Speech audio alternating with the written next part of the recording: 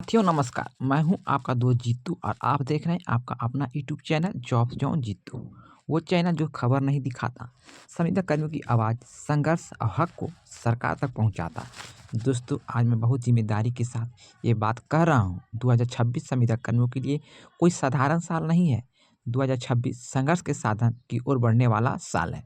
दोस्तों 2026 से अधिकार की ओर जाने वाला साल है। नए साल की शुरुआत के साथ ही संविदा और सोचकर्मी दैनिक वेतनभोगी कर्मी के लिए लगातार ऐसी जानकारी निकलनी शुरू हो गई है जो बीते कई सालों से कभी नहीं आई थी। आज की वीडियो में क्या-क्या जानेंगे, इस वीडियो में हम विस्तार से बताएंगे और बात करेंगे कि नए श्रम कानून 26 का संविदा कर्मियों पर असर, न्यूनतम वेतन तय होने का पूरा सच, 18,000 न्यूनतम वेतन का मतलब क्या है, ग्रेजुएटी नियम में बड़ा बदलाव क्या हुआ, मुफ्त स्वास्थ्य जाँच किसे और कब मिलेंगे और कैसे मिलेंगे, नियमितीकरण को लेकर सरकार की असली सोच क्या है, मुख्यमंत्री द्वारा रिक्त पदों की रिपोर्ट क्यों मांगी गई है, किन पदों के कर्मियों को ज़्यादा फायदा मिलेंगे, संभावना है सबसे ज़रूरी सवाल। अगर आपकी मांग पूरी नहीं हो रही है तो हमें क्या करना चाहिए? तो साथियों वीडियो में अंत तक बने रहिएगा क्योंकि हर सेक्शन में आपके भविष्य से जुड़ा हुआ ही जानकारी बताने वाले हैं। लेकिन उससे पहले आपसे छोटी-सी रिक्वेस्ट करेंगे कि अगर आप लोग चैनल पर पहली बार जुड़े हैं तो चैनल को सब्सक्राइब कर लीजिएगा। वीडियो पसंद आएँगे तो वीडियो को लाइक कीजिएगा, वीडियो को शेयर कीजिएगा। तो चलिए दोस्तों चलते हैं पूरी जानकारी को बताने का प्रयास करते हैं। बस आप लोग वीडियो को सावधानीपूर्वक देखिएगा। दोस्तों मैं आपको सेक्शन बाई सारा जानकारी देने वाले हैं। तो पहले सेक्शन में देखिएगा 2026 क्यों अलग है? ऐसा क्यों कहा जा रहा है? तो साथियों पिछले 10 से 15 सालों में संविदा कर्मी सिर्फ एक ही बात सुनते आए हैं, अभी संभव नहीं है, नीति ही नहीं बनी है, सरकार विचार कर रही है, लेकिन 2026 में विचार नहीं, निर्णय दिखने लगे हैं। नए कानून, नई नीति, नई रिपोर्ट, नई सरकारी भाषा, ये सब संकेत दे रहा है कि अगर सरकार समझ चुकी है तो संविदा कर्मियों को भरोसा ही पूरा सिस्टम चल रहा है। यानी सरकार को पूरी जानकारी समझ में आ गया है कि जितने भी संविदा कर्मी हैं उसके भरोसे ही ये पूरा सिस्टम चल रहा है। दोस्तों दूसरे भाग में बताएंगे कि नए श्रम कानून गेम चेंजर, यानी सबसे पहले बात करते हैं नए श्रम कानून की। तो दोस्तों जनवरी 2026 से बिहार सरकार ने 4 नए कानून को लागू करने का निर्णय लिया है, जो कि ये कानून सिर्फ प्राइवेट मज़दूर के लिए नहीं है, ये सीधे तौर पर संविदा और सोच दैनिक वेतनभोगी कर्मियों पर लागू होते हैं। इसका मतलब क्या है? जब संविदा कर्मी सिर्फ अस्थायी मज़दूर नहीं रहेंगे, उनके अधिकार कानून के दर्ज में होंगे, यानी कि उनका अधिकार अब कानून के दर्ज में रखा जाएगा और विभाग मनमानी नहीं कर पाएंगे।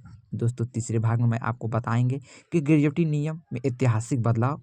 अब ध्यान से सुनिए, पहले क्या था? 5 साल की सेवा जरूरी थी। संविदा कर्मी अक्सर 5 साल पूरे ही नहीं कर पाते थे, इसलिए ग्रेजुएटी सिर्फ कागज पर ही चली आ रही थी। अब क्या हुआ? सिर्फ 1 साल की सेवा के बाद ग्रेजुएटी का अधिकार, यानी कि अगर आपने 1 साल लगातार काम किया तो आपके ग्रेजुएटी के हकदार होंगे।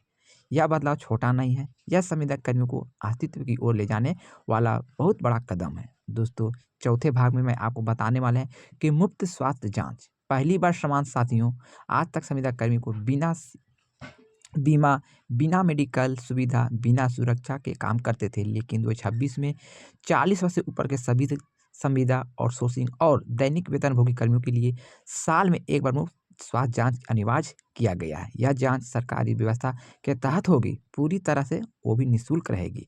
यह साफ संकेत देता है कि सरकार अब संविदा कर्मियों को सिर्फ श्रमिक नहीं इंसान मानने लगी है। दोस्तों मैं आपको 5वें भाग में बताने वाले हैं कि न्यूनतम वेतन 18,000 का सच। अब आते हैं सबसे ज़्यादा पूछे जाने वाले सवाल। तो न्यूनतम वेतन कितना होना चाहिए? दोस्तों सरकार ने स्पष्ट निर्देश जारी किया कि आउटसोर्स संविदा कर्मियों के लिए न्यूनतम वेतन कम से कम 18,000 रुपये प्रति माह। इसका मतलब समझिए कि अब 6,000 और 8,000 का शोषण नहीं, अब अल्प मानदेय पर काम नहीं, अब जैसे तैसे जीने की मजबूरी नहीं। अब यह फैसला लागू हुआ तो लाखों संविदा कर्मी की ज़िंदगी बदलेगी। दोस्तों मैं अब आपको बताने वाले हैं छठे भाग की, यानी कि नियमितीकरण पर सरकार की क्या सोच है। सबूत के साथ अब आते हैं सबसे बड़ा और संवेदनशील मुद्दे पर, नियमितीकरण। साथियों आप सबके मन में एक ही सवाल है कि सरकार आखिर क्या चाहती है। आज मैं आपको भावना नहीं, तथ्य नहीं बताऊंगा, यानी कि आपको भावना नहीं तथ्य के साथ बताऊंगा। मुख्यमंत्री का निर्देश है, सभी विभाग से रिक्त पदों की पूरी रिपोर्ट मांगी गई है और यह रिपोर्ट भेजी जा चुकी है, सरकार के पास मौजूद है। इसका मतलब क्या है? अगर नियमितीकरण की कोई सोच नहीं होती तो रिक्त पदों की रिपोर्ट क्यों मांगी जाती? विभाग व डेटा क्यों इकट्ठा किया जाता?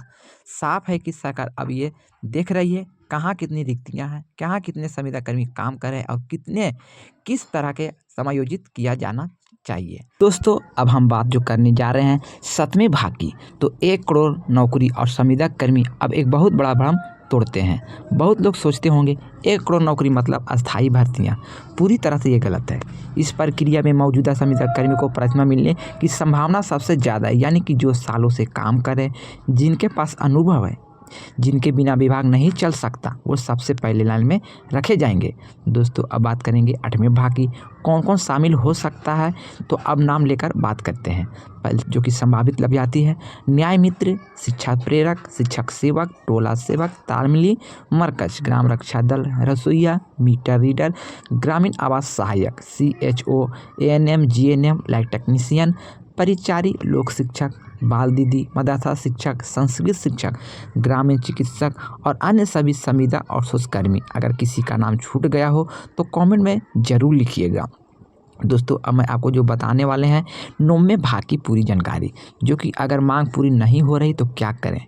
अब सबसे ईमानदारी की बात मैं आपको इस वीडियो में बताने वाले हैं। तो दोस्तों, सिर्फ उम्मीद से काम नहीं चलता है, ज़रूरत है एकजुटता की, दस्तावेज की, शांत लेकिन दबाव मजबूत की। दोस्तों, सोशल मीडिया पर आवाज़, सही जानकारी का प्रचार, जॉब्स जॉन जीतू इसी का माध्यम है। अंतिम संदेश, भरोसा और संघर्ष। मेरे संविदा कर्मी साथियों, 2026 कोई नई उम्मीद नहीं, ये आप सभी के जीवन को लेकर बहुत बड़ा उपलब्धि हासिल हो सकता है। संभावनाओं से भरा हुआ साल साबित हो सकता है, लेकिन अधिकार मांगने पड़ते हैं, सामान लेना पड़ता है। आप चुप अंदर से टूटिए नहीं, आप लोग हिम्मत जुटाइए और ज़्यादा से ज़्यादा आप लोग अपने साथियों को एकता दिखाने का काम कीजिए। जॉब जॉन जीतू आपके साथ है, आपकी आवाज़ बनेगा और आपकी लड़ाई को दिखाता रहेगा। दोस्तों, अगर वीडियो को थोड़ी सी भी उपयोगी लगा हो तो वीडियो को आप ज़्यादा से ज़्यादा लाइक कर सकते हैं, ज़्यादा से ज़्यादा शेयर कर सकते हैं। चैनल पर पहली बार जुड़े हैं तो चैनल को सब्सक्राइब कर सकते हैं। सब्सक्राइब करने में आपको पैसा या शुल्क या कोई चार्ज नहीं लगता है।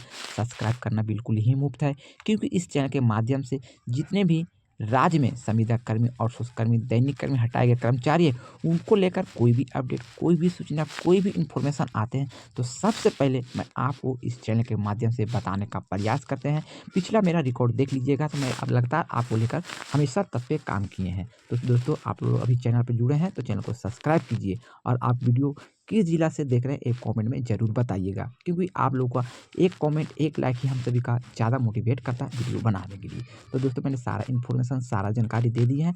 फिर भी कोई जानकारी छूट गए हैं, बोलने में मिस्टेक हो गए हैं तो आप अपना छोटा भाई समझ के क्षमा कीजिएगा, क्योंकि आप सभी को लेकर मैं हमेशा नई नई जानकारी लाते रहते हैं। तो मैं हूँ आपका दोस्त जीतू और आप देख रहे थे आपका पसंदीदा YouTube channel job zone Jeetu. जय संविदा कर्मी, जय बिहार। मिलते हैं नए वीडियो में, जब तक के लिए goodbye, thanks for watching.